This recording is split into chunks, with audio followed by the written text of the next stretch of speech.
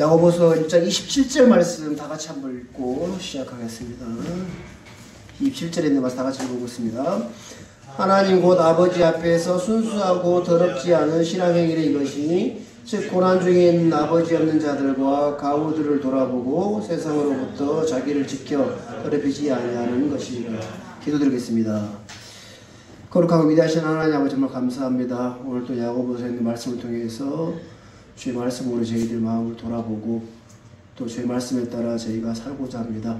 주님께서 이 말씀을 통해서 저희들을 가르쳐 주시고 또 우리가 말씀을 듣고 행하는 그런 모든 성도들 될 수 있도록 은혜를 베풀어 주십시오. 하나님 아버지, 주의 말씀이 귀로만 듣는 것이 아니라 마음판에 새겨지고 그렇게 믿음으로 자리 잡아서 또 믿음의 행위로 나타나 보여줄 수 있는 모든 성도들 되게 하여 주시옵소서. 주 앞에 감사와 영광을 돌립니다. 주 예수 그리스도 이름으로 감사하며 기도드렸습니다. 아멘. 네. 오늘 야고보서 23절부터 1장 23절부터 27절까지 나누고자 합니다. 우리가 이제 여기 27절 우리 본문 잠깐 읽었는데 여기 뭐 우리 한글 번역본으로 뭐 신앙행위, 더럽지 않는 신앙행위 이렇게로 번역이 되어 있잖아요. 근데 이제 이걸 쉽게 얘기하면 종교입니다. 종교. 더 순수하고 더럽지 않는 종교. 우리가 이제 그리스도인들이 약간 기독교 종교가 아니다 하면서 이제 일반 다른 종교와 이렇게 다르게 생각하고 할 때 종교라는 말 단어 자체가 좀 거부감이 일으켜질 수 있긴 하지만 그래서 이제 신앙 행위로 이렇게 번역이 되는데 종교라고 합니다. 그래서 오늘은 순수하고 더럽지 않는 종교라는 제목으로 말씀을 전할 텐데 세상에는 다양한 종교가 있습니까 없습니까? 다양한 종교가 있습니다. 특히 이제 이스라엘 유대인들 유대교는 유대인들의 종교입니다. 뭐라고요? 유대교는 유대인들의 종교.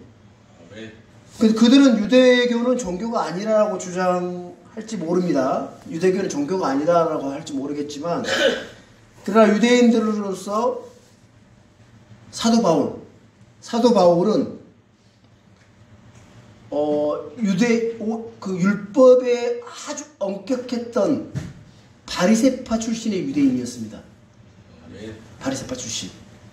그래서 그 바울은 그 바리새파 출신 유대인이 바울이 그 유대교를 이렇게 이야기할 때에 우리의 종교라고 이렇게 이야기를 해요. 우리의 종교. 사도행전에 보면 우리의 종교. 그다음에 그 유대교에 다양한 종파가 있었어요. 바리새파가 있었고 사두개파도 있었고, 그렇죠? 바리새파 가장 엄격한 종파 중에 하나였고, 그런 그 사도 바울은 그 자신이 그리스도인 구원받기 전에 유대인들의 종교 안에 있었다고, 유대인들의 종교에 있었다라고 분명하게 말함으로써 유대교는 종교라는 점을 분명히 말하고 있어요. 사도 바울 자체가. 우리가 야고보서 이 말씀 본문 놔두시고 갈라디아서 한번 가보세요. 갈라디아서 1장 13절 14절 말씀 한번 찾아볼게요.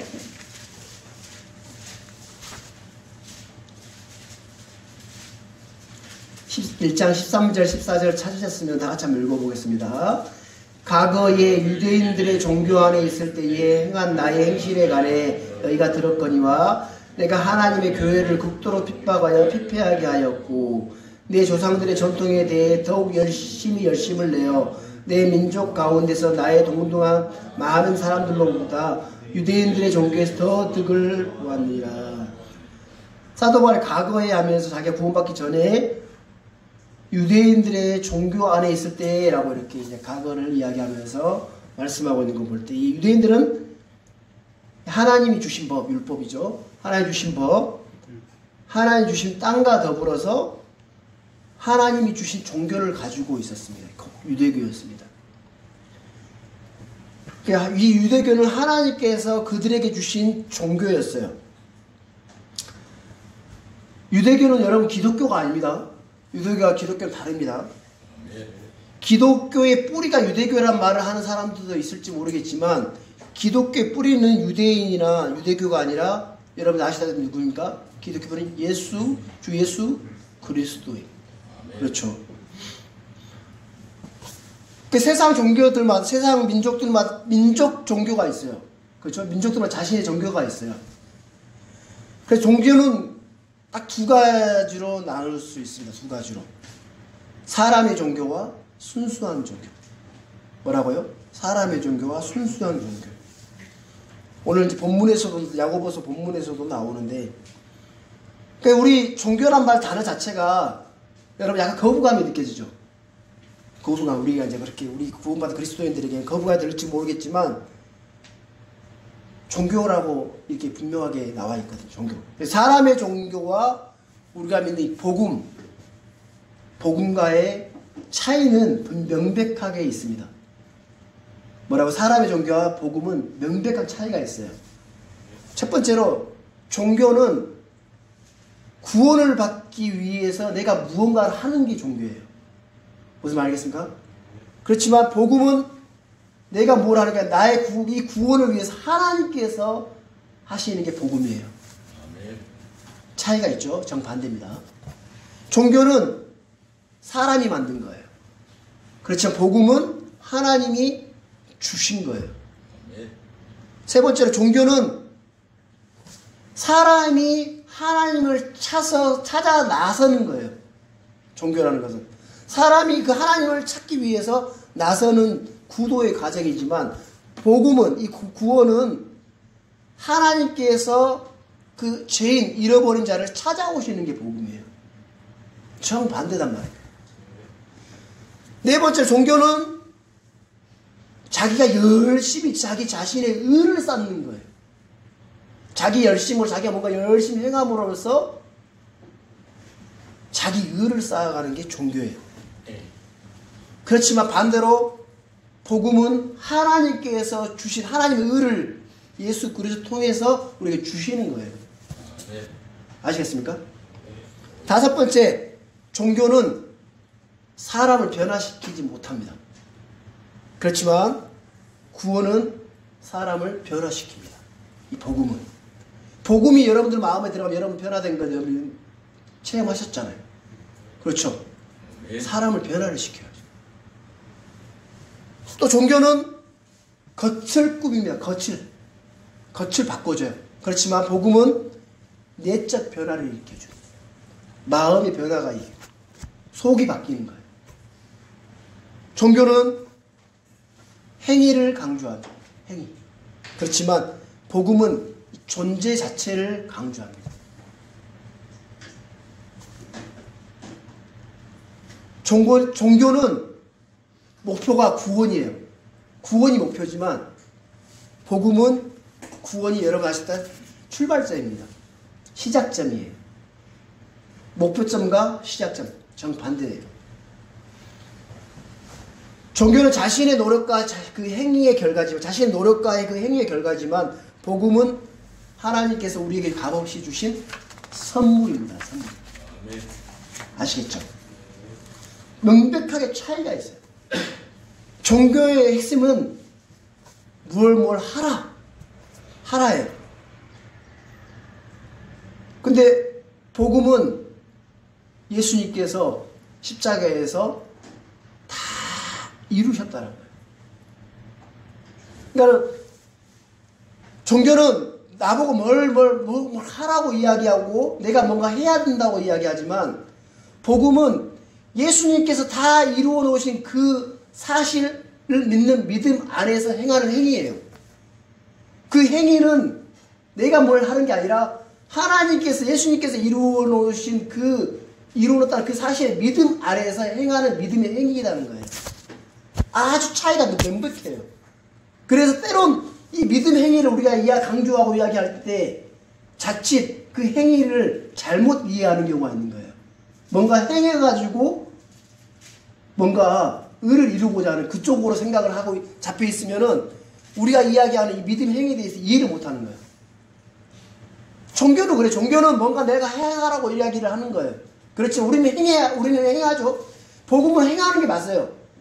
행위가 맞지만 그 기준이 근본점이 달라요. 예수님께서 다 이루어 놓으셨다는 그 믿음 아래에서 행하는 거예요. 그러면 그건 내가 행하는 것이 아니라 그 말씀의 믿음의 행위로 하는 거기 때문에 내가 하는 게 하나의 은혜라는 거예요. 하나님께서 이루어 놓으신 그 사실을 믿는 믿음으로 행하는 거기 때문에 이건 내가 하죠. 내가 하는 거지만 그 기준점이 믿음이에요. 그 말씀을 믿는 그 믿음이 나를 행하도록 하는 거거든. 아주 달라요. 비슷해 보이지만 정말 달라요. 이거를 이제 이해를 못하면 율법적이다, 율법의 행위를 강조한다 이렇게 생각할지 모르겠지만 그 종교에 빠져있는 사람이 볼 때 그렇게 보이는 거고 우리 믿음의 복음은 다르다는 거예요. 이해되십니까? 그러니까 종교는 사람들이 뭔가 하나님을 위해서 뭔가 열심히 하는 거고 복음은 하나님께서 우리를 위해서 하시는 일이에요.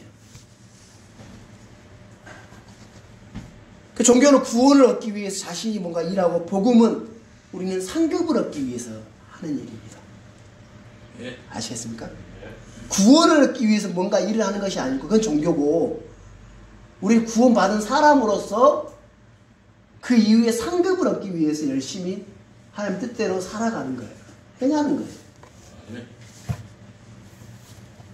근데 종교라는 거는 내가 뭔가 이걸 열심히 해야 구원을 받을 수 있겠다는 그 생각이 잡혀가서 열심히 일을 해요. 구원을 얻기 위해서. 구원을 받기 위해서 선행을 하는 거예요. 구원을 받기 위해서. 열심히 하라고. 11조에 내라고. 하나님 앞에 막 봉사하라고. 그러면 구원을 받을 수 있다라고. 그게 아니라 복음은 구원을 받았기 때문에 구원받은 하나님 자녀로서 그러니까 하나님 자녀가 됐기 때문에 하나님 선하신 분이고 하나님 정말 죄를 싫어하신 분이기 때문에 죄를 미워하고 의를 행하라고 하는 거예요. 구원을 받았기 때문에 하나님 자녀가 됐기 때문에 그렇게 선한 행위를 행하라고 하는 거예요. 그 선한 행위는 내 의를 세우기 위한 행위가 아니라 하나님을 영광을 위한 행위인 거예요. 이해가 되셨죠? 종교라는 건 노력하는 거고 막 열심히 일하는 것이라 복음은 신뢰하는 것입니다. 신뢰하고 나는 안식하는 거예요. 아주 차이가 크죠? 미묘해 보이지만 너무 큰 차이예요. 그래서 이 종교와 이 성경의 이 복음은 순수한 종교고 참된 종교라는 겁니다. 이 복음 자체가. 그래서 이 사람의 종교가 아니라 이 복음은 순수한 하나님께서 이루신 종교라는 거예요. 참된 종교라는 겁니다. 그래서 복음은 그 모세의 율법에 바탕을 둔 유대교와 달리 진리 그 자체이신 예수 그리스도가 뿌리고 머리고 그 머리를 하는 구원이고 생명이다라는 겁니다. 아시겠습니까? 그게 순수한 종교라는 거예요. 이 복음 자체. 자, 우리 야고보서 한번 본문 와보겠습니다. 야고보서 이렇게 이 정도만 하시고 야고보서 본문 보시면 여러분 종교와 복음에 대해서 좀 정확하게 좀 아시겠죠? 이걸 좀 아시고 본문을 찾아보겠습니다. 23절 보겠습니다. 누구든지 말씀을 듣고 행하지 아니하는 자는 거울로 자기의 본래 얼굴을 들여다보는 사람과 같으니라. 율법은 말씀을 듣고 지켜 행하지 않으면 뭘 받아요? 저주를 받습니다. 구약 율법, 모세에게 준 율법은 말씀만 듣고 행하지 않으면 이스라엘은 저주를 받았어요. 그래서 이스라엘 그 유다 왕국 중에 유다 왕국 그 역대기 왕 중에 요시야라는 왕이 있었어요. 요시야가 무너진 성전을 이렇게 막 이렇게 재건하려고 하다가 율법책을 발견해요, 거기에서. 그래서 그 율법책 발견해서 자기들이 그렇게 재앙을 받고 저주를 받은 그 율법책을 통해서 진단을 하게 된 거예요. 왜 우리가 이렇게 재앙을 받고 저주를 받았는가? 라고 이렇게 진단을 하는데, 우리 역대기야 한번 찾아볼게요. 역대기야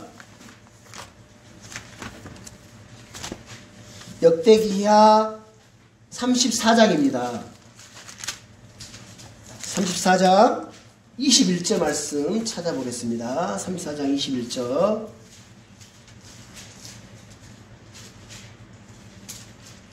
34장 21절 다 찾았으면 다 같이 한번 읽어볼게요. 가서 나와 이스라엘과 유다에 남아 있는 자들을 위해 이 발견한 책의 말씀들에 관하여 주께 여쭈라.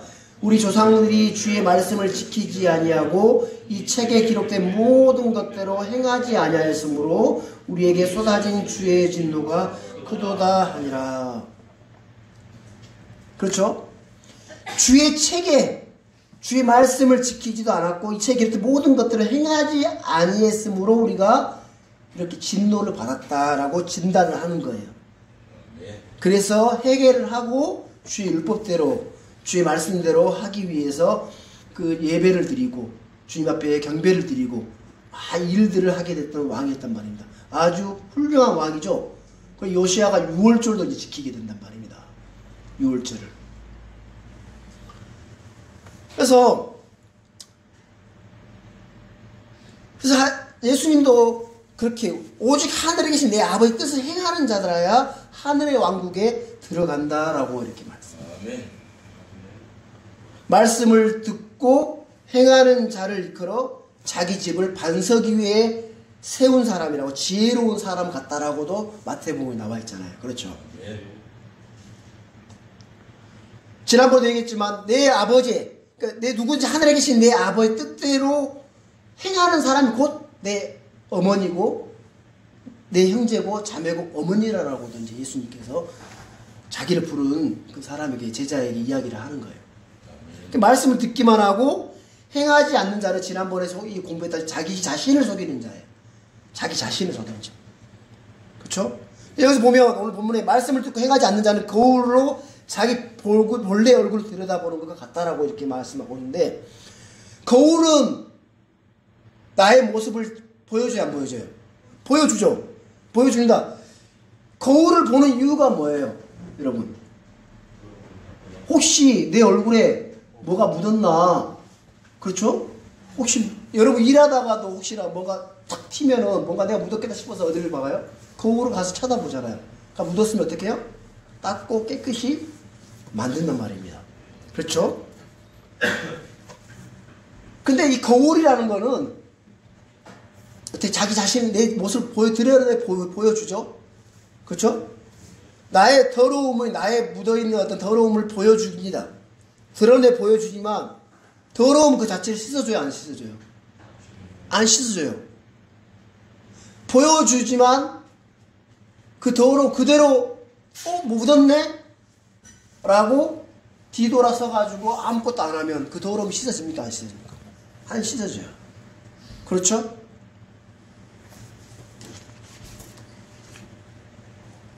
여러분, 하나님의 말씀입니다. 거울과 같은 겁니다. 여러분, 하나님의 말씀을 들으면 나의 모습을 마치 거울 앞에서 보는 것처럼 적나라하게 내 모습을 보여줄 때가 있어요, 없어요? 보여주잖아요. 딱 보여줘요. 이 야고보 사도가 본문에서 지적하는 것은 거울을 보았으면 그 비친 모습, 더럽고 그 추한 그런 모습이 비춰졌으면 거기에 합당한 반응을 행하라는 거예요. 그 행하지 않는 것은 거울을 보고 그대로 자기 모습을 보고 있는 그것뿐이라는 거예요. 그걸 강조하고 있는 겁니다. 이해되십니까? 그래서 많은 사람들이 화장대 앞에서 자기 자신의 모습을 막 신경 써요. 그래, 자기 모습이 뭐 정말 예쁘게 하려고 막 어떻게 화장도 하고 예쁘게 막 보여주고 뭔가 기미가 있으면 기미도 꾸며보려고 막 이렇게 막 꾸미고 하지 않습니까? 그렇죠? 근데 그런 것처럼 우리도 하나님의 말씀을 대하면서 그래야 된다는 거예요. 하나님의 말씀을 읽다가 마음에 찔림이 되고 마음에 하나님께서 정말 회개할 부분들이 보여진다면 그 자리에 무릎 꿇고 하나님 앞에 기도하고 회개하는 게 거울을 보는 참된 모습이라는 거예요. 그렇잖아요. 거울만 보고 더럽네? 뭐가 묻었지? 하고 그냥 돌아서는 사람이 누가 있어요? 아무도 없을 겁니다. 그렇지 않습니까? 근데 우리가 정말 성경을 대하고 말씀을 대할 때에 우리가 거울을 보는 것보다도 못한다는 거예요. 그 말씀만 듣고 행하지를 않는 거예요. 정말 말씀을 통해서 내가 정말 잘못됐구나, 내가 정말 틀렸구나, 내가 정말 하나님 앞에서 정말 잘못된 모습이 비춰졌다면 거기에 합당한 반응을 해야 되지 않느냐라고 야고보 사도가 지금 말씀하고 있잖아요. 우리에게 전해주고 있는 거예요. 그렇죠? 그 성경을 읽으면서 회개하고 결단하고 새로운 마음가짐이 없다면 그는 마치 말씀을 거울 속에 비친 자신의 모습을 제대로 보지 못하는 결과라는 겁니다. 우리가 정말 성경을 대하고 말씀을 듣고 말씀을 읽고 하다가 그냥 말씀을 읽고 말씀 듣는 것이 아니라 정말 말씀은 정말 우리를 보여주는 거울과 같은 겁니다. 우리 자신의 모습, 더럽고 추한 모습을 보여주는, 우리가 언제 깨끗할 수 있겠습니까? 우리 정말 더럽고 주님 변화받기 전까지 우리는 정말 늘 고침받아야 되고 변화받아야 되고 그래야 돼요. 그래서 자주자주 거울을 쳐다봐야 되겠잖아요. 그래서 우리는 자주자주 말씀을 펼쳐보고 말씀을 듣고 이결해야 돼요. 근데 그것만 해야 되는 게 아니라 정말 말씀을 듣고 보고 거기에 내 모습이 정말 비춰졌다면 거기에 합당한 반응을 하고 변화를 받아서 행해야 된다는 거죠. 아시겠습니까? 24절. 누구든지 말씀을 듣고, 그는 자기를 바라보고 자기 길로 가서 자기가 어떤 사람인지 즉시 잊어버리는 거죠. 제가 지금 방금 얘기했던 것과 마찬가지예요. 그러니까 거울만 보고 행하지 않는 사람, 말씀을 듣고 행하지 않는 사람은 뭐냐면 거울을 바라보고 자기 자신 봤어요. 그래서 자기 길로 가서 자기가 어떤 사람인지 거울로 비친 자기의 모습이 어떤지를 잊어버리는 거예요. 그럼 잊어버리면 어떡해요? 여전히 더러운 거 묻힌 채로 살아가는 거예요. 그거 똑같다는 거예요. 말씀을 듣고 행하지 않는 사람이. 그래서 거울 속에 본 자신의 모습을 곧 잊어버리는 거예요. 말씀 행하지 않는 사람, 말씀 듣고 행하지 않는 사람 두 번째 특징이. 그래서 우리는 아침에 거울 봅니까 안 봅니까? 아침에 일어나 욕실에 가서 잠깐 거울을 보고 일하다가 뭐가 묻었는가도 생각할 때 거울을 봅니다.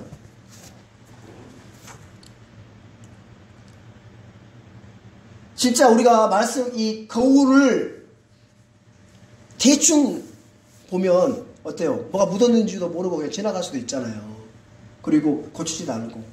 우리 말씀을 들을 때도 마찬가지, 말씀을 듣고 보는 것도 마찬가지입니다. 주의 깊게 보고 뭐가 묻었는가 잘 살펴서 우리가 내 모습을 이렇게 고쳐 나가는 것처럼 우리가 말씀을 들을 때에 정말 제대로 살펴보고 또 기도하는 마음으로 내가 성경을 대할 때도 하나님, 내가 성경을 대하고 말씀을 읽긴 하지만 하나님께서 가르쳐 주시고 하나님께 깨우쳐 주셔야 이 말씀이 내 마음에 믿음으로 자리 잡을 수 있습니다 라는 마음으로 그렇게 성경을 대하고 또 내 자신의 모습을 비춰 보여주셔야 내가 이거를 내 자신을 고칠 수 있습니다 라는 그런 마음으로 성경을 대해서 말씀을 드릴 때에 하나님께서 또 보여주시고 가르쳐 주셨을 때에 내가 받고 나갈 수 있다는 거예요. 그래서 자기 자신을 제대로 본 사람, 자기 자신의 모습을 제대로 본 사람들은 그 사건을 정말 잊지 못합니다. 이사야도 그렇습니다. 이사야. 우리 이사야 성경 한번 봐볼까요? 이사야 6장 한번 펼쳐보겠습니다. 이사야 6장 5절에 있는 말씀 봐보겠습니다. 이사야 대언자가 자기 자신을 제대로 이렇게 보고 나서 한 이 말씀인데 이사야서 6장 5절 말씀을 한번 찾으셨으면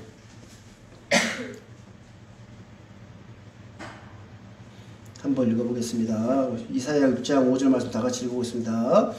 그때 내가 이르기를 내게 화가 있도다 내가 망하게 되었도다 나는 입술이 부정한 사람이요 또 입술이 부정한 백성의 한가운데 가거니와 내 눈이 왕 곧 만군의 주를 보아도다. 아멘. 이사야가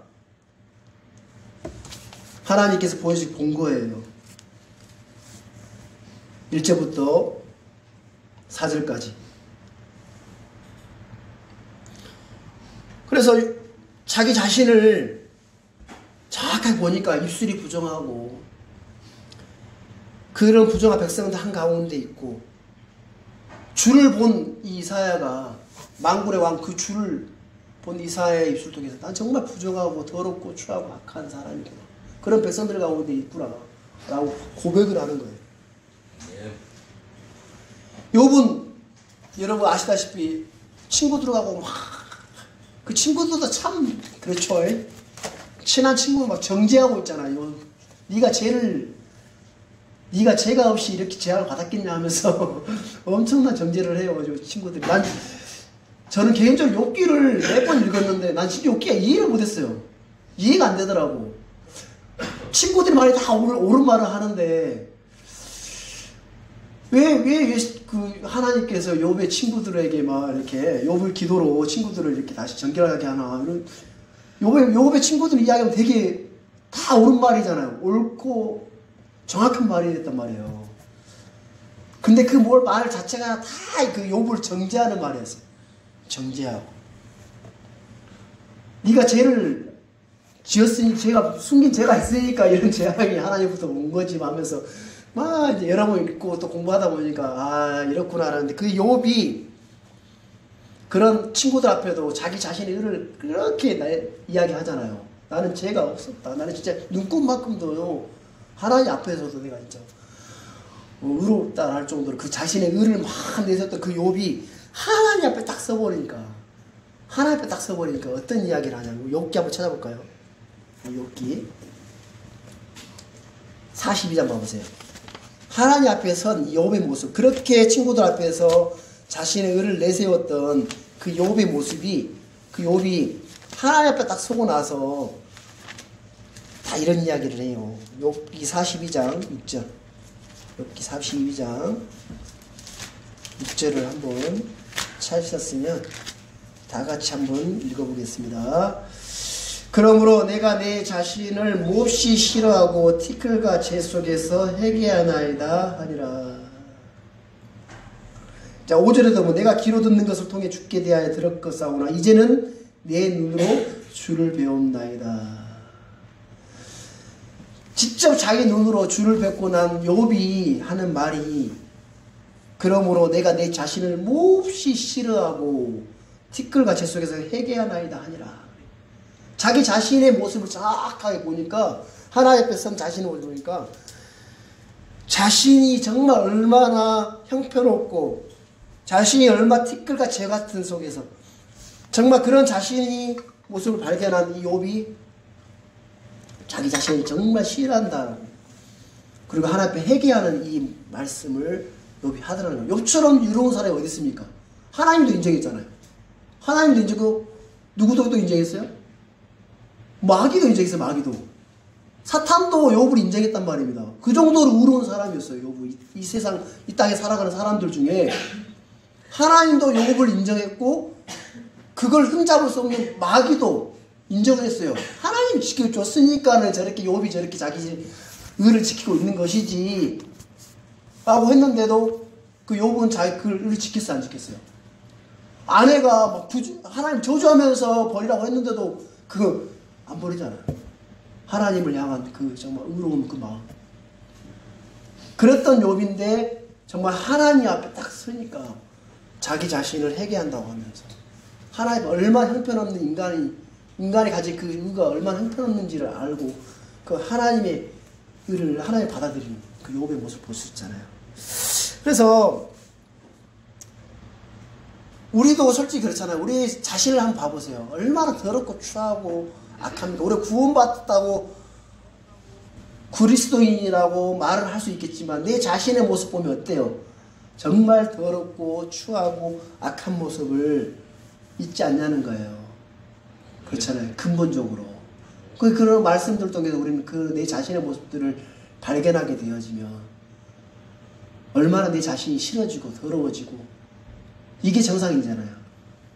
정말 그렇게 한번 일생에 주님 만나기 전에 내 자신을 한번 정말 더럽고 내 자신을 발견하게 되어진다면 정말 내가 내 자신을 신뢰하지 않고 오직 그 주의 말씀 앞에 내 자신의 신뢰를 두지 않겠냐는 겁니다. 그렇죠? 그래서 이 말씀의 거울을 통해 들으면 늘 내 자신을 발견하고 내 자신을 정말 형편없는 자신을 발견하고 내 자신을 부인하고 내 정말 내거 어쨌든 내 오직 주의 말씀을 신뢰할 수 있는 그런 마음의 가짐을 가져야 된다는 거죠. 우리 야고보서 보겠습니다. 본문 다시 찾아와가지고 야고보서 25절 말씀 보겠습니다. 1장 25절 다 같이 읽어보겠습니다. 누구든지 자유롭게 하는 완전한 법을 들여다보며 그 안에 거하는 자는 듣고 잊어버리는 자가 아니요 그 일을 행하는 자니 이 사람은 자기가 행하는 일에 대해서 복을 받으리라.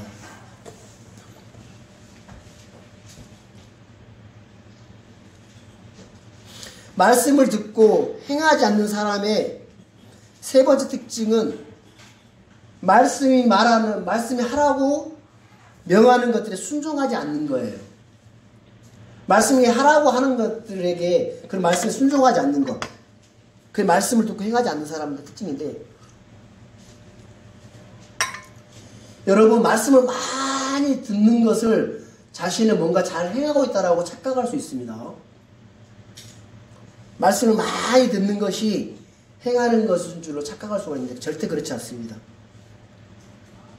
어떤 사람은 성경을 내가 10번 읽었어요. 20번 읽었어요. 성경 많이 읽은 것으로 자신이 뭔가 하나님 앞에 잘 행하고 있다, 잘 사고 있다, 믿음대로 하고 있다라고 생각할 수 있습니다. 물론 잘하는 행위 맞습니다.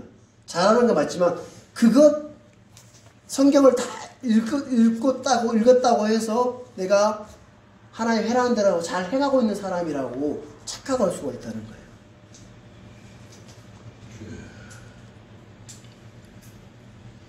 그래서 사람들이 여러 가지 이제 교회도 막 행사도 많고, 그렇죠?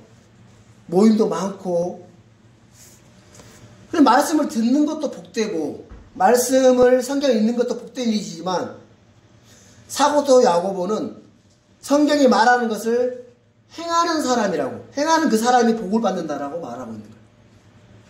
그러니까 이 사람은 자기가 행하는 일에서 복을 받으리라라고 25절 마지막 부분에 나와 있잖아요.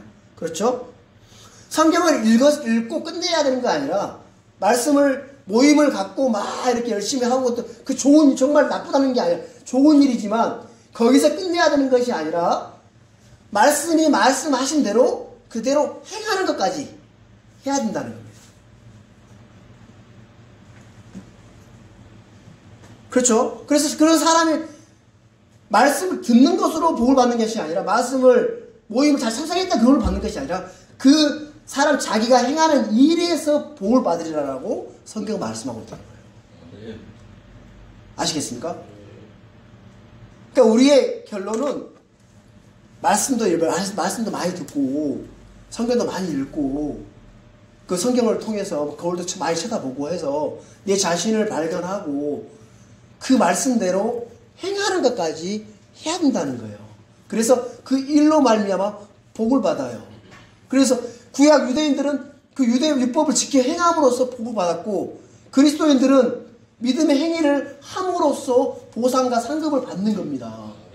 그거로 말미암아 행위가 중요해요, 안 중요해요? 아주 중요해요. 아주 중요해요.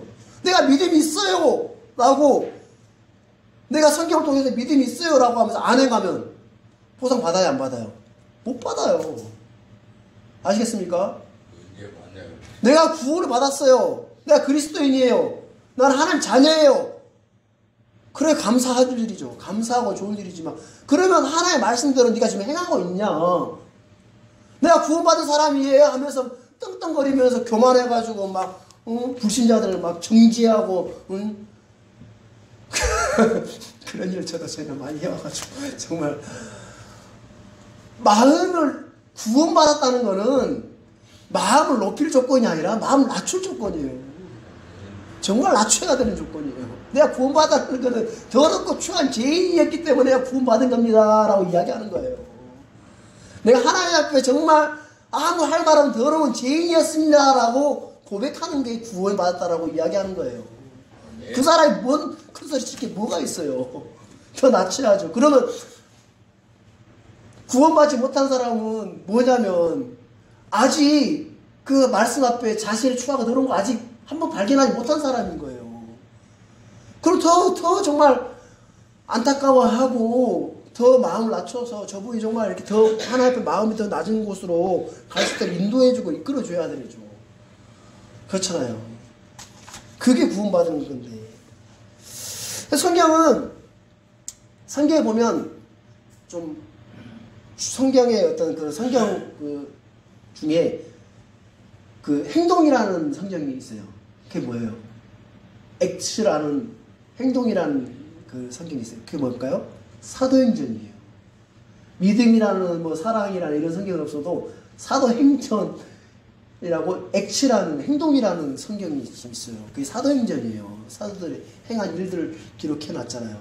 처음에는 12제자들이 성령이 이제 오순절 와가지고 그때 베드로로 통해서 그 다음에 이제 사도 바울이 구원을 받고 어떻게 구원을 받고 사도 바울이 어떻게 행했던 일들을 쭉 기록해 놓은 게 사도행전이잖아요. 그렇잖아요. 행위에 대해서 이야기했어요. 그래서 이 행동이 얼마나 중요한 것인가를 보여주는 단적인 예라고 볼 수 있습니다. 행위 너무 중요해요. 행동. 그래서 성경을 자유롭게 하는 완전한 법이라고 합니다. 성경이 자유롭게 하는 완전한 법. 그게 뭐냐면 성경입니다. 성경은 하나님의 법이란 법전이라는 점에서 구약이나 신약의 차이를 말할 때 구약은 돌판에 기록된 법이에요. 그러면 신약은 어디에? 돌판이 아니라 마음판에 기록된 법입니다. 구약은 손으로 쓴 것이라면 신약은 영으로 기록된 법입니다. 구약은 율법에 속한 속박의 멍에라면 신약은 자유로운 법이에요. 자유의 법입니다. 자유의 법. 구약은 불완전한 법이라 하지만 신약은 완전한 법이라는 겁니다. 완전한 법. 자, 우리 모세 율법 아래 있어요, 없어요? 모세 율법 아래 없어요. 모세 율법 아래 있지 않지만 그리스도의 법 아래 있습니다. 그래서요, 우리 믿음의 법 아래 있다는 거예요. 생명과 성령의 법 아래 있다는 거예요. 우리는 법이 없는 무법주의자가 아닙니다. 우리가 율법주의를 폐하고 이런 게 아니라 우리는 율법을 성취했기 때문에 예수 그리스도를 성취하는 율법 성취주의자라는 거예요. 율법보다 더 완전한 법 아래, 은혜의 법 아래 우리가 거하고 있는 거예요. 그 은혜의 법 아래 따라 살게 되면 율법은 자동적으로 어떻게 돼? 성취되는 거예요. 왜? 은혜의 법이 상위법이기 때문에. 우리 갈라디아서 6장 2절 봐보게요. 갈라디아서 6장 2절.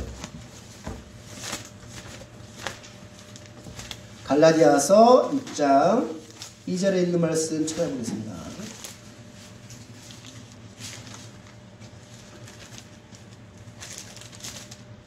다 같이 읽어보겠습니다.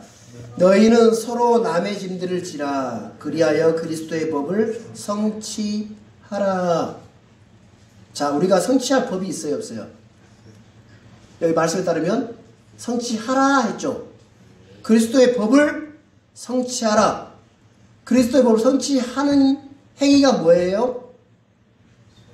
너희는 서로 남의 짐들을 지라.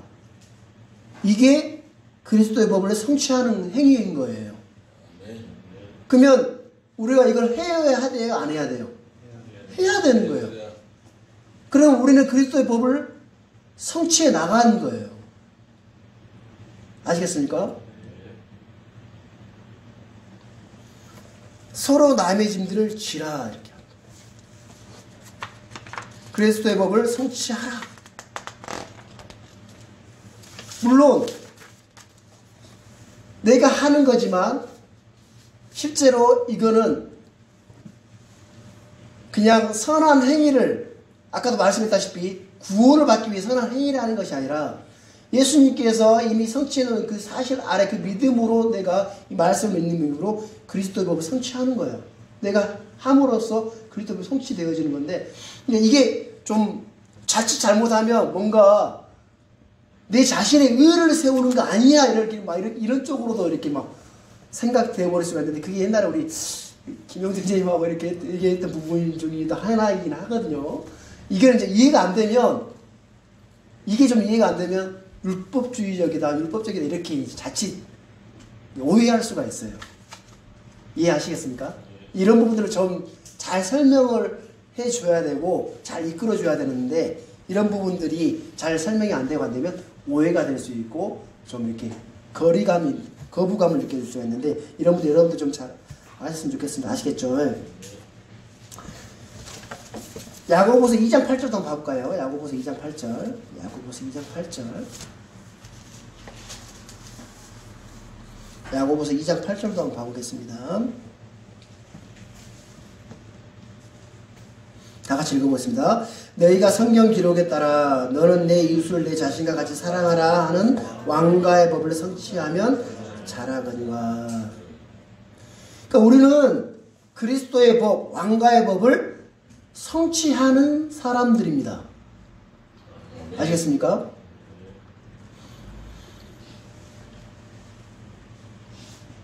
성령에 대해서 우리 듣지만 성령을 따라 살지 않으면 아무 복을 받을 수가 없습니다. 믿음에 대해서 듣지만 믿음으로 걷고 믿음으로 행하지 않으면 아무 소용이 없는 거예요. 자유를 주는 진리, 종을 자유케 하신 아들에 관한 말씀, 예수 그리스도에 관한 말씀을 듣지만 자유의 법에 따라 살지 않으면 여전히 죄의 종, 정령의 종으로 살 수밖에 없게 돼 있어요. 그게 듣고 끝내야 하는 게 아니라 들은 대로 그렇게 행해야 자유의 법에 따라서 살 수가 있는 거예요. 성령의 이끌림 받는 게 뭐냐면 말씀에 따라 행하는 거예요. 그렇지 않으면 죄의 법에 따라 구원을 받았지만 죄의 법에 따라 죄의 속박에 여전히 살아갈 수밖에 없는 거다니까요. 그래서 사도 바울이 로마서 7장에 그랬잖아요. 생각의 법, 죄의 법이 내 생각의 법을 따라 사로잡아 내려가 끌고 간다잖아요. 생각의 법은 믿음으로 살아야 된다는 거 알아요. 알아요, 몰라요? 말씀대로 살아야 되는 거 알아, 몰라요? 다 알아요. 교회 다니는 사람 다 알아요. 구원받은 그래도 다 알아요. 말씀 듣고 다 알아요. 알지만 안 행하면 안 나가면 그 생각의 법이 죄의 법을 못 이긴다니까요. 죄의 법이 끌어가야 죄의 종이 되게 살 수밖에 없게 돼 있어요. 그러면 우리는 생명의 성령의 법을 따라 달려가야 돼요. 말씀 듣고 행해야 돼요. 안 행하면 죄의 종으로 살 수밖에 없다라는 겁니다. 이게 야고보가 강조하는 거예요. 이건 행위를 강조하는 것보다 믿음을 강조하는 부분들인 거예요. 정말 말씀을 듣고 믿었으면 믿음의 행위를 해라.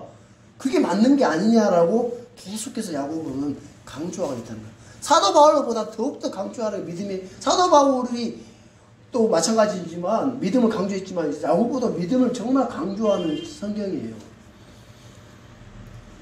믿었으면 행해라는 거예요. 그렇죠. 그렇죠. 말하고 행하라. 자, 우리 야고보서 2장 12절도 봐보세요. 12절 다 같이 보겠습니다. 너희는 자유법에 의해 심판받을 자들처럼 말하고 행하라. 말하고 행하라. 이것이 복을 받는 법이에요. 우리 그 말씀처럼 이 사람 자기가 행하는 일에서 복을 받으려는 것처럼.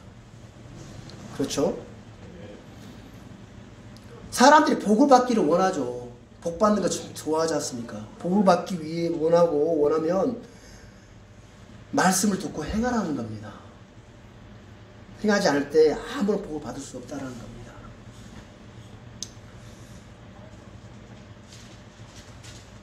히브리서 6장 7절에 보면 제가 한번 읽어드릴게요. 자기 위에 자주 내리는 비를 흡수하여 땅을 가는 자들에게 합당한 채소를 내는 땅은 하나님께 복을 받으려니와.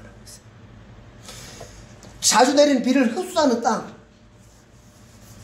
마음밭을 얘기하는 자들에게 합당한 채소를 내는 땅은 하나님께 복을 받는다는 거예요. 말씀을 행하는 자, 말씀으로 열매를 맺는 자가 복을 받는다는 겁니다. 그래서 우리는 말씀을 따라 행하고 열매를 많이 맺는 성도들이 되기를 간절히 기도합니다. 우리 모든 성도들이 저 말씀을 듣고 거기서 끝나는 것이 아니라 듣고 자기 자신을 발견하고 회개하고 돌이켜서 하나님 앞에 올바른 합당한 행동을 함으로써 열매를 많이 맺어지는 그런 성도들이 되어서 그 합당한 그 열매를 맺고 그런 행위로 말미암아 하늘의 복을 쌓고 하늘의 상급을 많이 쌓아서 정말 우리가 영원 세계, 우리가 잠깐 있을 이 세계에서 복받고 이 세계, 이 세상에 있어서 잘 되고 뭐 거기에다 마음 두지 말고 정말 그렇게 함으로써 우리 잠깐 사는 이 세상과 영원 세계를 여러분 비교해 보세요. 비교가 안 돼, 비교가 안 된단 말입니다. 그 잠깐 이곳에 살아갈 이 삶에 대해서 뭔가 잘 되고 뭔가 거기에만 있는 게 아니라 그거 좋죠. 잘 되면 좋죠. 그렇지만 거기에 우리의 초점이 되는 게 아니라 우린 영원 세계까지 초점이 돼 있잖아요. 우리가 정말 갈망하는 것은 새 하늘과 새 땅, 새 예루살렘이에요. 그곳이에요. 그러면 그곳에 살 때에 정말 많은 열매가 있어가지고 이 땅에 사는 동안 많은 하나님의 말씀을 듣고 행함으로 말미암아 많은 열매들이 그 하늘의 상급에 쌓여져서 그 영원토록 살아갈 그 세계 그 시간 동안 내게 줄 영광이 그만큼 커진다고 생각해 보세요. 그러면 야, 2만원 투자가 되겠습니까? 2만원 투자가 이 세상에서 잠깐 사는 사람 투자자들도 부동산 투자하고 뭔가 앞에 미래를 더 나은 미래를 위해서 예상하고 막 투자하고 자기 자신 돈 투자하잖아요. 그잖아요. 어떤 주식이 좋겠냐, 어떤 게 더 상장하겠냐, 어떤 땅이 더 앞으로 더 뛰겠냐 하면서 거기에 막 눈 밝혀가지고 하잖아요. 그러잖아요. 그 미래를 위해서, 자신의 미래를 위해서, 이 땅의 삶의 미래를 위해서라도. 그 우리는 얼마나 더 큰 미래가 있습니까? 영원 세계까지 끝이 없는 그 영원 세계의 그 영광과 그런 내 삶의 질이 지금 이 땅의 삶을 통해서 결정된다는데 가만히 있겠냐는 거예요. 여러분 가만히 있겠어요? 그걸 알면 좀 많이 저도 그런 부분에 많이 안타까운 부분이 하나가 뭐냐면 이걸 정확하게 말씀을 통해서 알면 잘 안 되죠. 말씀대로 행하는 게 잘 안 될지라도 해보려고 노력하고 막 애쓰고 안 하겠어요? 하나님 더 간절하고 하나님 정말 저 불쌍히 해달라고 내가 진짜 이게 잘 내 육신의 정욕 이거 잘 안 됩니다. 하나님 진짜 내가 너무 힘듭니다. 하나님 정말 이기고 승리하게 해주달라고 기도하고 더 간절히 왜 이런 것들이 내 영혼세계의 그 질과 이 영광과 비교할 수 없다는 정도로 이렇게 한다면 내가 좀 내 자유도 좀 속박하고 내가 하고 싶은 거 좀 덜 할지라도 하나님 기뻐하시는 이유 하나님이 정말 원하는 그 길이라면 그 길 가야죠. 안 그렇겠습니까? 저는 그렇게 생각이 되어집니다. 그래서 자 의심줄 보겠습니다.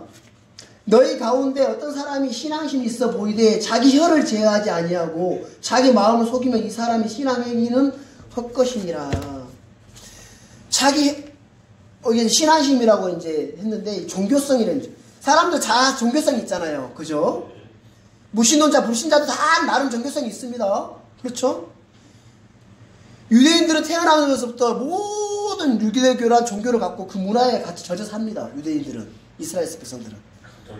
그렇죠, 그렇죠. 사내아이를 낳은 지 8일 만에 할례도 받고, 그렇죠? 어린아이 때부터 유대교 율법, 전통, 문화, 습관, 음식, 그걸 지켜가면서 늘 배우고 살아요, 유대인들은. 교회 내에서도 신앙, 종교심 있는 사람들 많잖아요. 근데 그렇지만 이 자기 혀를 제어하지 아니하고 자기 마음을 속이면 이 신앙 행위는 헛것이라는 겁니다. 자기 혀를 제어하지 아니하고 자기 마음을 속이면 여러분 종교의 이면 다 속임수입니다. 속임수. 속임수. 세상의 모든 종교들이 다 그럴듯한 말과 유혹하는 말로 사람들을 속여요. 지혜로워 보이는 말로 사람들을 속여요. 네. 근데 문제는 남이 아니라 자기 자신을 속인다는 거예요. 종교성이 있고 종교성이 있는 많은 사람들이 말 열심히 하고 뭔가 열심히 하는데 그거는 남을 속이기보다 자기 자신을 속인다는 겁니다. 자기 자신을. 자기를 속이는 거. 자기 마음을 속이는 사람이 매우 많다는 거예요. 사람은 어떻게 자기를 속이냐는 거예요. 사람이 자기를 어떻게 속여요? 교만한 생각이나 높은 마음은 자기를 속입니다. 뭐라고요? 교만한 생각과 높은 마음. 말로 이 교만은 자기를 속여요. 자, 야고보서 1장 26절 봐보세요. 오늘 악파를 읽었죠? 자, 너희 가운데 어떤 사람이 신앙이 있어 보이도 자기 혀를 지하지 아니고 자기 마음을 속이면 이 사람 신앙이 할 것입니다. 예. 자, 갈라디아서 6장 3절 보겠습니다. 제가 잘 봤는데 갈라디아서 6장 3절 갈라디아서 6장 3절이면 이 교만은 자기 자신을 속이게 되는데 갈라디아서 6장 3절 보면 뭐라고 나와 있냐면 갈라디아서 6장 3절 찾았으면 다 같이 한번 읽어볼게요. 다 같이 읽어보겠습니다.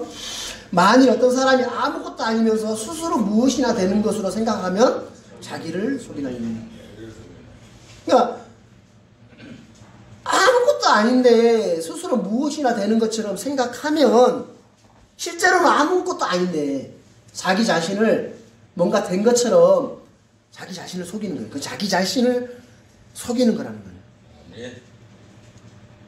자신이 무엇이가 된 줄로 아는 거면 자기 자신을 속이는 겁니다.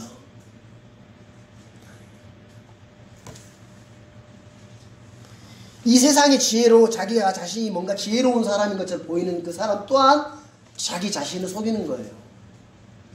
그래서 예수님께서는 제자들이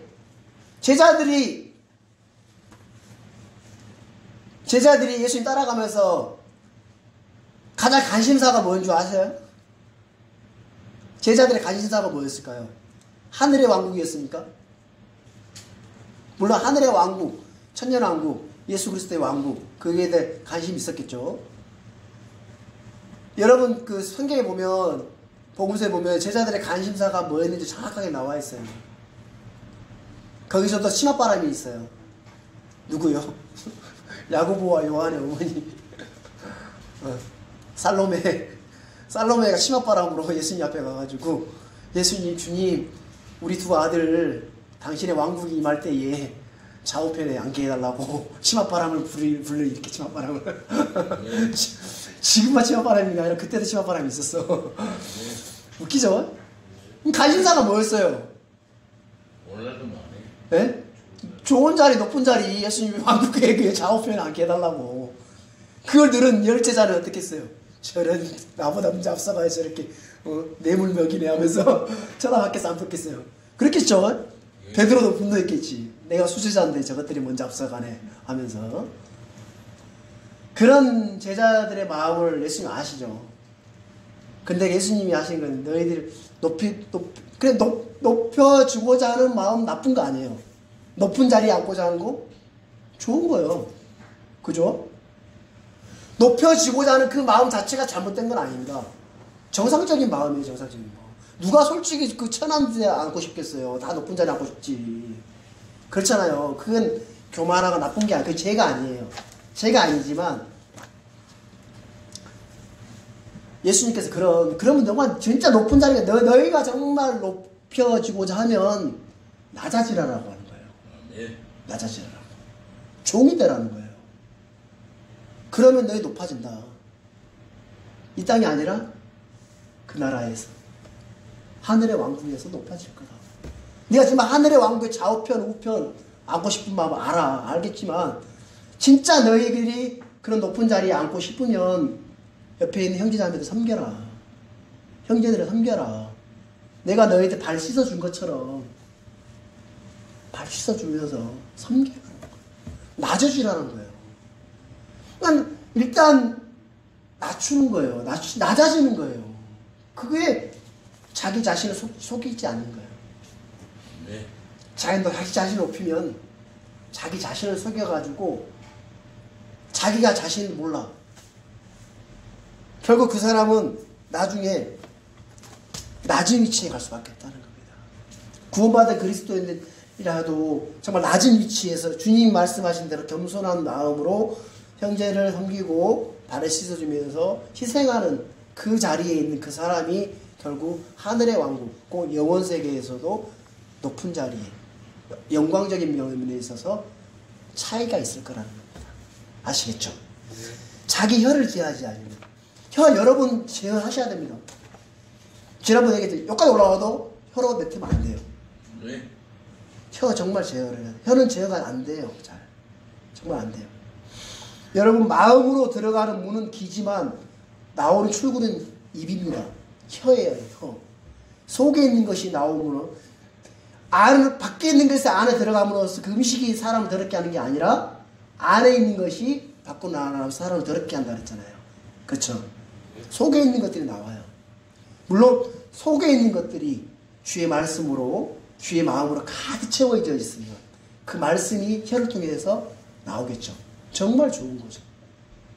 그렇지만 여러분 그 말씀으로 가득 채워질 그 일들을 먼저 해야 되지 내 속에 있는 것들을 먼저 내뱉는 일들을 빨리 하면 안 돼요. 혀를 제어할 수 있어야 돼요. 아시겠죠? 혀를 제어하지 않으면 사람의 마음의 혀는 다 드러내줘요. 속에 뭐가 들어있는지, 그렇죠? 그 사람 말을 딱 들어보면 그 마음속에 뭐가 있는지 다 말을 알 수 있어요. 마태복음 12장 34절에도 이런 말씀이 있습니다. 오 독사들의 세대야 너희가 악하니 어찌 선한 것들을 말할 수 있겠느냐. 너희가 악하니 어떻게 선한 걸 말할 수 있겠느냐. 입은 마음에 가득한 것을 말하느니라 라고 마태복음 12장 34절에 나와 있거든요. 말을 깨끗하게 한다는 것은 마음이 깨끗하다는 증거입니다. 저도 좀 해결을 많이 해야 될 것 같아요. 말을 이쁘게 해야 돼. 말을 예쁘게 한다는 거는 마음이 깨끗하다는 거예요. 말을 버벅대게 해소수술하다는 거는 마음이 혼잡하다는 거예요. 그걸 나타내요. 그래서 혀는 제어돼야 돼요. 혀는 제어돼요. 혀가 제어되지 않는 사람은 삶이 제어되지 않는 사람 같다는 겁니다. 자, 우리 야고보서 본문하고 오겠습니다. 야고보서 본문 와서.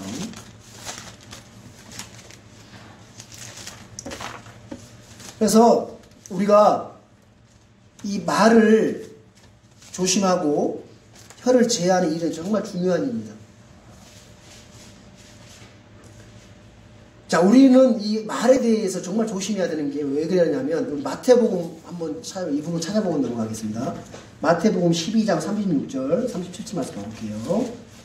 이 혀를 제어해야 되는 이유가 마태복음 12장 36절, 37절 가장 큰 이유 중에 하나가 이겁니다.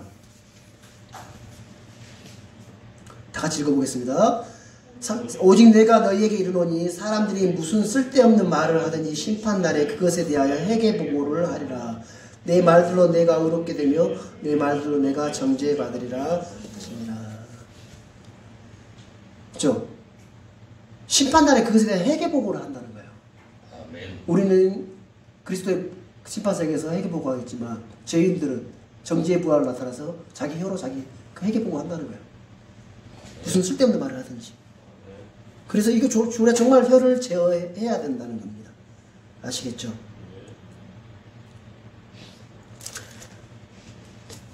우리는 신앙심이라는 것은 하나님을 향한 올바른 신앙심이라는 것은 말로 드러내는 것이 아니라 행위로 드러내는 거예요. 말만 버젓이, 말만 번들하게, 말만 있어 보이게 해야 되는 거 아니라 행위로 드러내 보여야 되는 겁니다. 아멘. 그래서 성경은 에베소서 2장 10절에 우리가 왜 우리가 하나님 자녀로 태어났느냐, 왜 그 이유에 대해서 우리는 그분의 작품이요 그리스도 예수님 안에서 선한 행위를 하도록 창조된 자들이니라 라고 했어요. 그러니까 우리는 예수 그리스도의 작품이긴 한데 왜 우리를 그렇게 작품을 만들어서 우리 자녀를 만들었냐면 예수님 안에 선한 행위를 하도록 창조된 자들이라는 거예요. 선한 행위를 하도록. 하나님께서 그 선한 행위를 미리 정하신 것을 우리가 그 행위 가운데서 걷게 하려 하십니다. 주님께서 우리를 구속하신 목적이 뭐냐면 선한 행위에 열심을 내는 백성이 되게 하려고 하는 거예요. 우리 디도서 2장 14절 한번 찾아보고 넘어가겠습니다. 디도서 앞으로 좀 넘어와서 디도서 디모데후서 다음에 있죠. 디도서 2장 14절 말씀 한번 읽어볼게요. 2장 14절 말씀입니다. 다 같이 읽어보겠습니다. 그분께서 우리를 위하여 자신을 주심은 모든 불법으로부터 친히 우리를 구속하시고 정결하게 하사 선한 행위에 열심을 내는 백성 곧 자신을 위한 특별한 백성이 되게 하려 하심이라. 주님 말과 혀로서 하는 사랑, 섬긴, 수고, 인내가 아니라 진리를 행하는 사람들이 되도록 하기 위해 우리를 구속하셨고 특별한 백성이 되게 하셨다는 겁니다. 그래서 혀를 제어하고 말로만 하는 것이 아니라 정말 선한 행위로서 하나님 앞에 자녀가 된 사실들을 나타내 보이고 사람들에게 나타내 보이라는 겁니다. 그랬을 때에 정말 저 사람들이 정말 하나님 자녀가 맞구나 라고 하나님의 영광이 되고 인정이 될 수 있다는 겁니다. 자, 우리 27절 마지막 야고보서 본문 읽어보겠습니다. 하나님 곧 아버지 앞에서 순수하고 더럽지 않은 신앙행위를 이것이니 즉 고난 중에 있는 아버지 없는 자들과 과부들을 돌아보고 세상으로부터 자기를 지켜 더럽히지 아니하는 것이니라.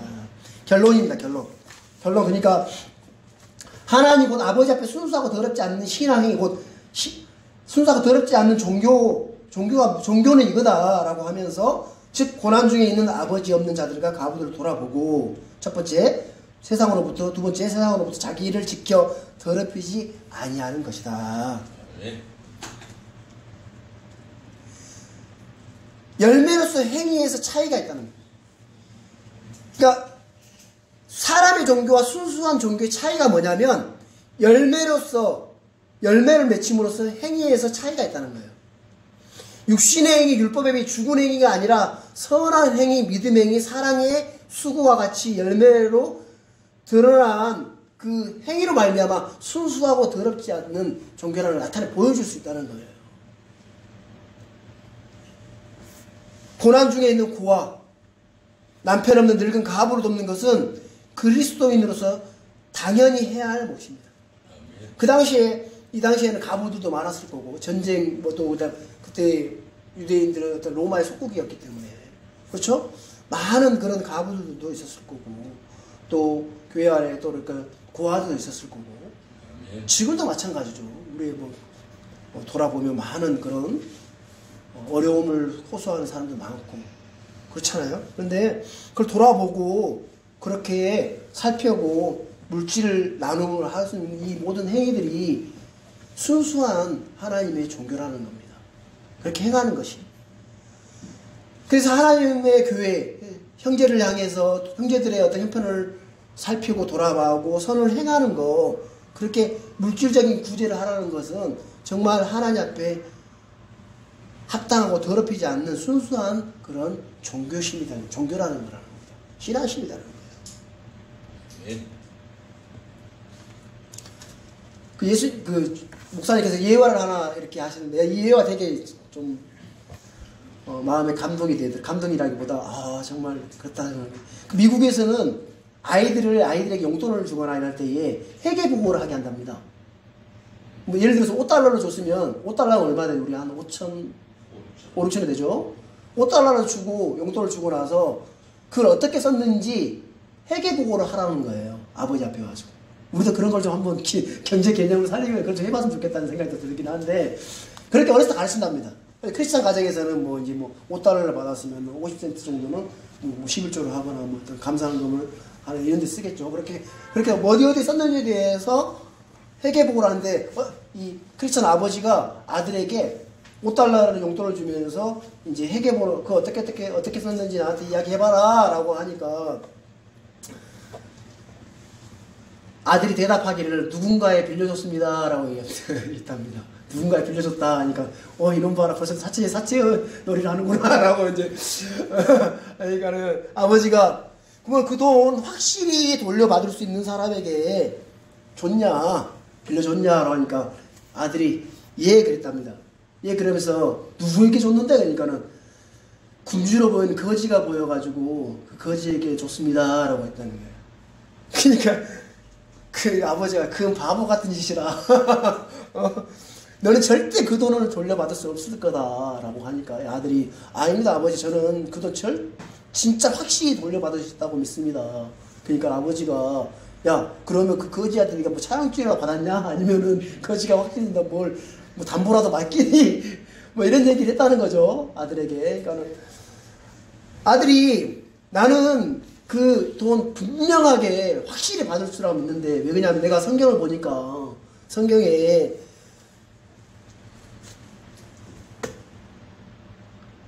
가난한 자를 불쌍히 여기는 자는 그 말씀 있죠? 가난한 자를 불쌍히 여기는 자를 주께 빌려드리는 것이 그분께서 그가 베푼 것을 갚아주시리라는 잠언 19장 17절에 있는 말씀을 통해서 나는 이 5달러 이걸 가난한 자에게 줬는데 이거 분명하게 내가 확실히 받을 거라고 믿습니다 라고 하니까는 아버지가 이 아들의 이야기를 들을 때 어떻게 기특해 안 기특해요? 기특한 거야. 아주 기특해요. 내가 봐도 기특해요. 우리 상생이 그랬으면 난 진짜 기특하게 더 줬을 것 같아. 근데 아버지가 놈 봐라 정말 기특하네 가지고 딱 5달러를 다시 아들이 줬다는 거예요. 그러니까 이제 아들이 하는 말이 주님이 확실하게 불려준 걸 갚을 거라 믿었는데 이렇게 빨리 갚을 줄 몰랐습니다 라고 아버지에게 얘기했다는 거예요. 확실히 주님이 갚아줄 거라 믿었는데 알고 믿었는데 이렇게 빨리 갚아줄 거라 생각 못했습니다 하면서 5달러 받았다는 거예요. 아들 믿음 좋아요 안 좋아요? 좋죠. 그 믿음으로 이 아이들이 선한 행위를 한 거예요. 하나님이 갚아주시더라는 거예요. 그 행위가 열매로 하늘나라에 쌓였으면 쌓였겠죠. 그죠? 우리가 이런 믿음으로 그런 믿음의 행위들을 해 나가야 되지 않겠습니까? 그렇죠? 참 이 부분들 듣는데도 저도 생각이 많이 되더라고요. 다른 게 아니라 큰 무엇이 아니라 하나의 말씀을 믿는 믿음으로 하는 행위, 그 행위가 순수하고 더럽지 않는 신앙심, 종교라는 겁니다. 아시겠죠? 그리고 두 번째, 세상으로 자기를 더럽히지 않는 것. 성경은 우리가 구원자 예수 그리스도를 통해서 예수 그리스도 아는 것을 통해서 세상의 오염에서 벗어났다고 말합니다. 세상의 그 예수 그리스도를 알고 믿음으로써 세상의 오염에서부터 벗어났는데 그 안에 다시 말려 들어가지고 정복되면 마지막 끝이 처음보다 그들보다 더 나쁘다고 말합니다. 그렇죠? 우리는 자신을 지켜야 돼요. 자기 자신을 지켜야 됩니다. 세상과 친구가 되면 하나님과 원수가 되야죠. 오늘날 기독교인은 세상과 더불어 살려고 합니다. 세상의 리더로서 세상을 이끌어가는 사람이 만들려고 그걸 잘못된 거예요. 우리 세상과 분리하고 세상을 변화시키고 개혁시키는 것은 그리스도인들이 하는 일이 아니에요. 이 세상은 불로 멸망되기로 이미 결정되어 있어요. 세상은 악하고다고 하나님께서 말씀하셨고 악한 현 세상에 살아가는 그리스도인들은 그 세상에서 세상과 분리하고 세상을 거부하고 세상을 정죄하면서 살아가는 게 그리스도인의 삶인 거예요. 그 세상이 좋아하겠어요? 안 좋아하지. 안 좋아하는 건 당연한 거예요. 세상이 그리스도인들을 싫어하는 건 당연한 거고 싫어하는 건 싫어하는 거고 뭐 당연한 건데 그 당연한 것을 이상하게 받아들이는 것 자체가 이상한 거지. 그렇잖아요. 예수님도 핍박하고 예수님도 싫어했는데 세상이 예수님을 따르고 믿는 그리스도인들을 싫어하는 건 당연한 거지. 그런 거 싫다고 세상과 동화되고 세상과 같이 연합하고 하면 되겠습니까? 안 되죠. 그건 하나님과 원수도 아닌 건데. 성경에는 그렇게 나와 있는데 그런 원수되는 일들을 하면 되겠습니까? 안 되죠. 그렇죠. 세상과 더럽히지 않는, 세상에 더럽히지 않는. 그래서 너희는 이 세상에 동화되지 말고 오직 너희 생각을 새롭게 함으로 변화를 받으라라고 했습니다. 우리가 판단을 받을 때 죽게 징계받는 거, 그래서 우리가 세상을 정죄하고 우리가 세상을 변화시키고 세상을 정말 이렇게 세상을 개혁시키는 것이 아니라 나를 정말 세상에서 하나님이 이렇게 건져냈잖아요. 세상에서 건져내가지고 따로 분리시켰단 말입니다. 왜 다시 거기를 들어가려고 하는 거예요? 그런 걸 알고 다시 분리하고 세상과 분리 못해서 심판받은 구약의 어떤 인물 중에 한 명이라면 롯이에요. 롯. 여러분 롯 아시잖아요. 아브라함 조카 롯. 롯이 자기가 보기 좋은 곳으로 갔어요. 소돔과 고모라의 땅으로 가가지고 거기 가가지고 이방인 밖에서 나온 사람들이 재판관이 될 때까지 어떻게 살았겠냐는 거예요. 잘 살았겠죠. 그 사람들이 세상과 잘 어울려가지고 롯은 그때 재판관이었어요. 거기 그 롯 소돔과 고모라에서 성문 앞에서 재판하는 그 재판관이었단 말입니다. 하나님께서 경고를 했죠. 거기서 나오라고. 어떤 걸로 통해서 전쟁을 통해서 경고를 했어요. 롯이 그걸 살 곳이 못 된다라는 것을. 잡혀갔잖아요. 롯과 그 아내들 다 잡혀갔고 재산도 다 몰수당했고 그렇죠? 롯과 소돔 고모라 왕이 다 멸망당해가지고 잡혀갔는데 그 아브라함이 자기 자신을 키우는 사병 데리고 가가지고 다 구출했어요? 안 구출했어요? 구출했죠. 그럼 정신 차려야지. 정신 차리고 아브라함과 함께 하면서 그걸 살아야 되지 않겠냐는 거예요. 근데 다시 또 소돔 고모라 가서 살은 거야. 여전히. 그러니까 어때요? 하나님 이제 천사들이 와가지고 이제 막 여기 뭐 멸망할 테니까 불로 멸망할 때 빨리 나와라 해가지고 결국 나오긴 했잖아요. 나오긴 했고 근데 그 딸들로 인해서 그 암몬과 모압이라는 그런 아주 불결한 그런 어떤 좀 그런 일들도 보이잖아요 보면. 그러니까는 세상에 속해서 살아갈 수 없는 사람들이 세상과 속해 산다면 그거는 부끄러울 일이고 하나님 앞에 또 이렇게 정죄받을 일이기 때문에 우리는 세상과 분리하고 세상도 자기들을 더 지켜가지고 더럽히지 않는 이런 일들을 끊임없이 해 나가야 된다는 겁니다. 아시겠죠? 네. 시간이 많이 길어져 버렸습니다. 죄송한데 하여튼 우리가 세상과 분리하고 또 믿음의 행위를 해 나감으로 말미암아 하나님 앞에 올바르고 순수한 그런 신앙심을 갖는 모든 성도들 되기를 기도합니다. 아시겠습니다. 네.